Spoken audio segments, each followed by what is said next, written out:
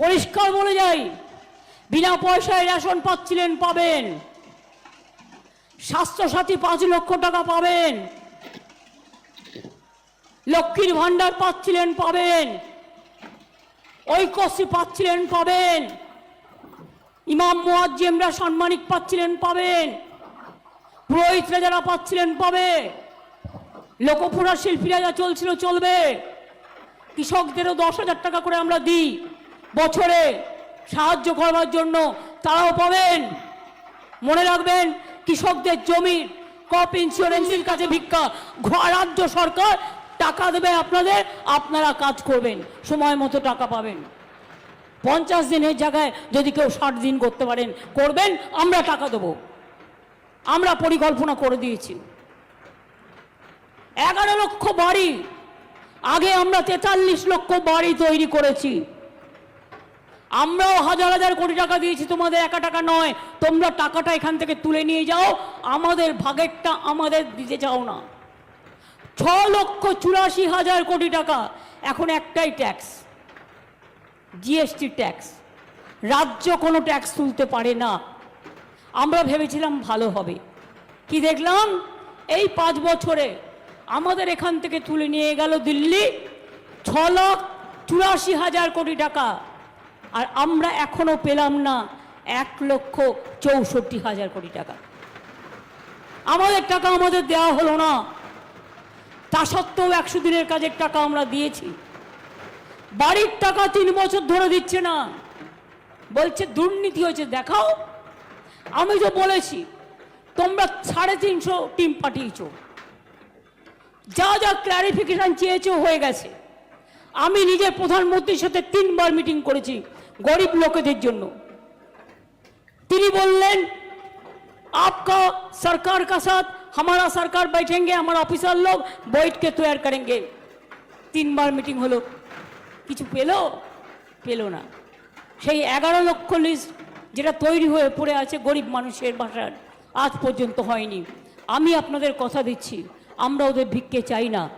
December মাসে প্রথম কিস্তি বাংলার বাড়ির 11 লক্ষ লোক পাবেন, এবং দ্বিতীয় কিস্তি, প্রথম কিস্তি খরচ হয়ে গেলে দ্বিতীয় কিস্তির টাকা আপনারা পাবেন।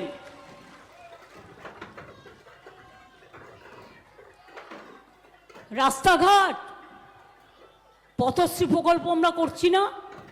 করছি তো। এক দেউচা পাঁচমি হয়ে গেলেই বুঝবেন বীরভূমে কত লোক আসছে। এবং আর একটা ইন্ডাস্ট্রিয়াল, আমরা 6টা ইন্ডাস্ট্রিয়াল করিডোর করছি, তার মধ্যে আর একটা করা হয়েছে, সেটা হচ্ছে পানাগড় থেকে কুচবিহার, ওটাও কিন্তু বীরভূম হয়ে ঢুকবে।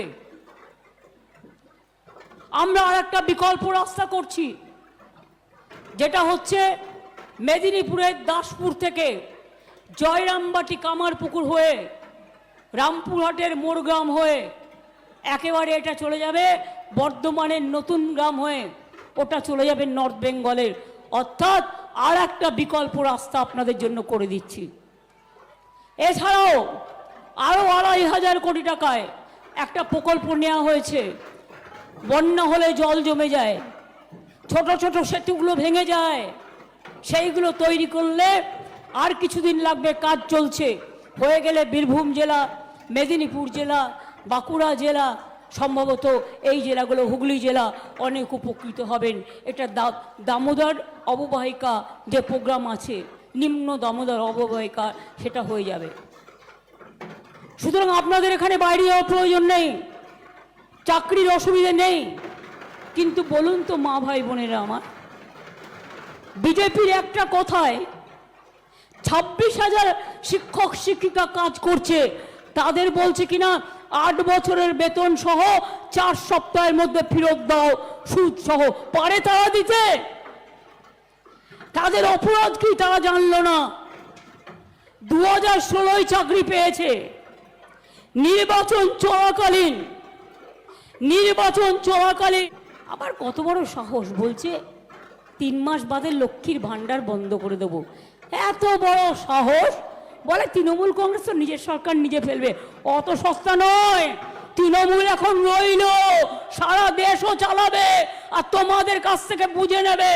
লক্ষ্মীর ভান্ডারে হাত দিয়ে দেখো, ওটা তোমার টাকা নয়, ওটা তোমার পরিচয়ের টাকা নয়, ওটা মায়ের আত্মগরিমার টাকা, ওটা আমার মা লক্ষ্মীর টাকা, ওটা আমার মাদারের টাকা, ওটা আমার আম্মার টাকা।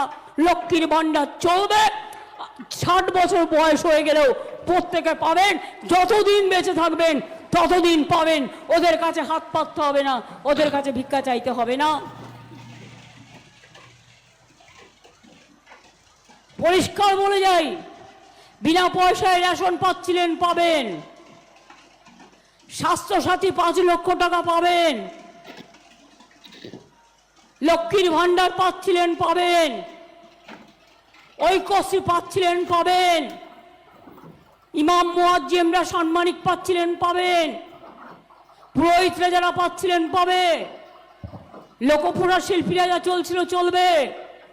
কৃষকদেরও 10,000 টাকা করে আমরা দিই বছরে সাহায্য করবার জন্য, তারাও পাবেন। মনে রাখবেন, কৃষকদের জমির ক্রপ ইন্স্যুরেন্সের টাকা বিনা পয়সায় করে দিই আমরা। এর জন্য আমাকে বছরে প্রায় 1,000 কোটি টাকা খরচা করতে হয়। কৃষকদের জমি মিউটেশনে কোনো টাকা লাগে না। এরকম অনেক কাজ আছে। আদিবাসীরা তাদের জমির পাট্টা বিনা পয়সায় তারা পাবেন। চা বাগানের পাট্টা, যারা উদ্বাস্তুদের পাট্টা, এগুলো অপেক্ষা করা যাবে না।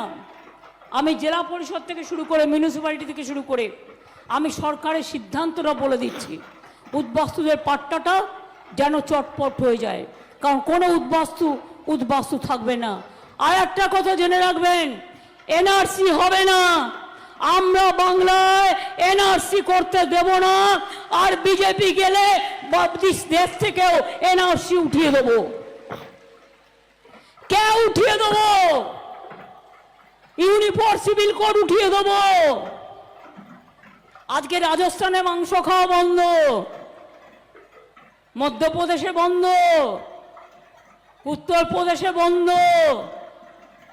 ডিম খাওয়া যাবে না, মাছ খাওয়া যাবে না, মাংস খাওয়া যাবে না, বার্লি খেতে হবে। বার্লি, কিছু বুঝলেন? বার্লি খেয়ে থাকবেন আপনারা। আর প্রচার বাবুরা এসে আপনাদের কাছে চার্লি বাবু সেজে ভোট চাইবেন। এই তো হয়ে গেছে।